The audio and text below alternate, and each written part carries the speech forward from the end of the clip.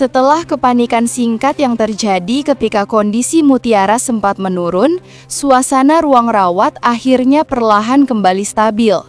Para dokter dan perawat yang sempat bersiap mengambil keputusan berat, kini justru dikejutkan oleh perubahan tak terduga.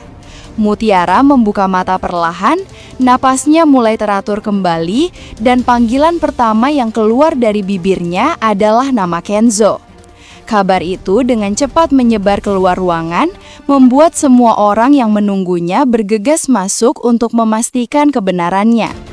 Di tengah kegembiraan itu, Rianti menjadi salah satu dari yang paling emosional. Begitu melihat Mutiara benar-benar sadar, ia tak mampu menahan dorongan perasaannya. Rianti mendekat, memegang tangan Mutiara dengan lembut, dan memeluknya seolah melepaskan beban besar yang selama ini menghimpit dadanya.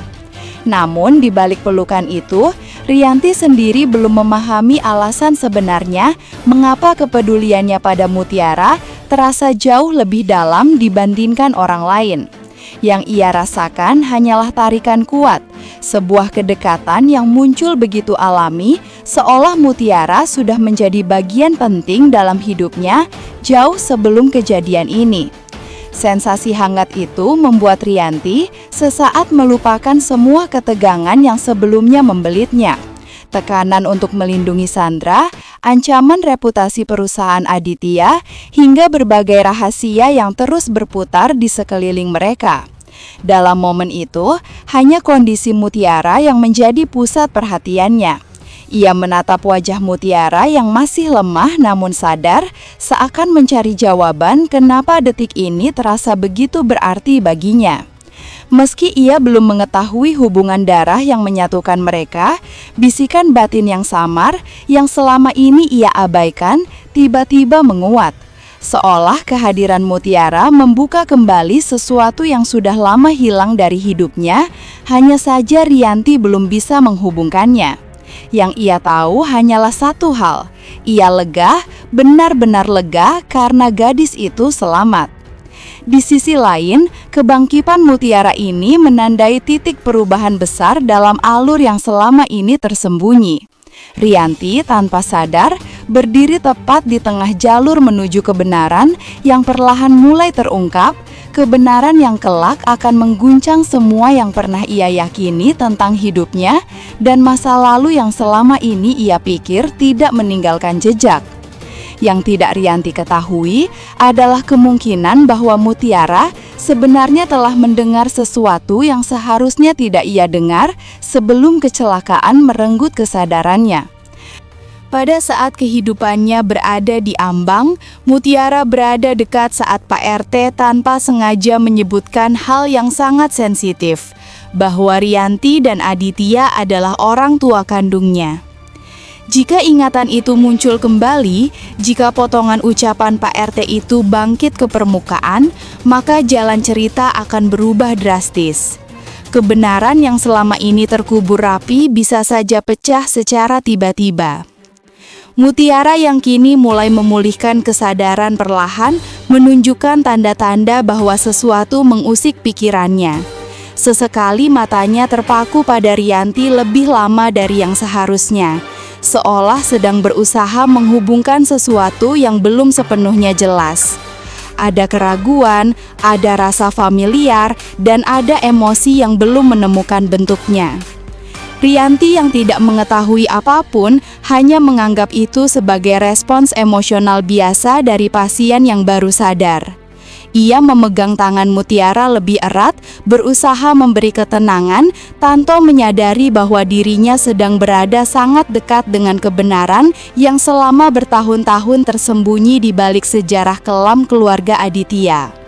Jika Mutiara benar-benar mengingat kalimat itu, walaupun hanya sepotong, dampaknya tidak hanya akan mengguncang hubungan antara Mutiara, Rianti, dan Aditya, tetapi juga membuka rahasia keluarga yang selama ini menjadi akar dari konflik besar dalam kehidupan mereka.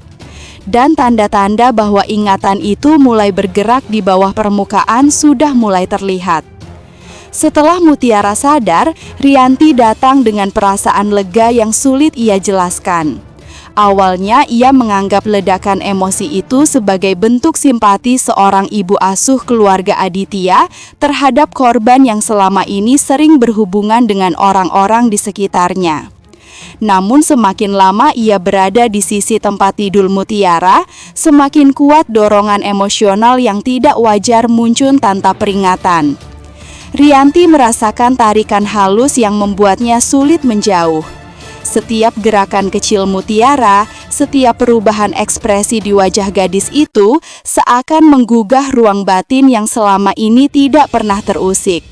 Ia merasa seperti sedang merespon seorang anak sendiri, meski secara logika ia tahu hubungannya dengan Mutiara tidak pernah sedekat itu. Dalam diam, Rianti mulai memperhatikan detail yang selama ini ia abaikan. Kegelisahan yang muncul setiap kali mendengar kondisi Mutiara memburuk, rasa cemas berlebihan ketika Mutiara drop, hingga dorongan spontan untuk melindungi gadis itu sejak awal kasus terjadi. Semuanya mulai terasa terlalu intens untuk sekedar rasa kasihan biasa. Ada momen ketika Rianti memperhatikan cara Mutiara menatapnya setelah sadar. Tatapan itu mengandung kedekatan yang sulit dijelaskan.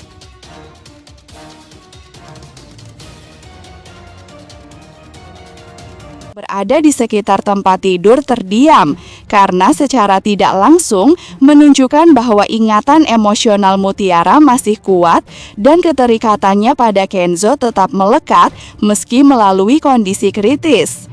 Sementara itu, kabar kesadaran Mutiara mulai menjalar hingga ke telinga orang-orang yang memiliki keterlibatan langsung maupun tidak langsung dengan kecelakaan tersebut. Sandra yang sejak awal dihantui rasa bersalah semakin tidak tenang. Kesadaran Mutiara berarti kemungkinan besar ingatan visual tentang mobil yang menabraknya bisa kembali. Kecemasan itu membuat Sandra semakin sulit mengendalikan dirinya. Setiap detik yang berlalu terasa seperti hitungan mundur menuju bencana yang tak bisa ia hindari. Episode hari ini menggambarkan titik balik besar. Mutiara sadar dan secara emosional masih terhubung dengan Kenzo. Sandra berada di ambang ketakutan terbesar karena rahasianya hampir terungkap. Kebenaran mulai merapat ke permukaan, dan setiap tokoh kini dihadapkan pada konsekuensi dari tindakan mereka masing-masing.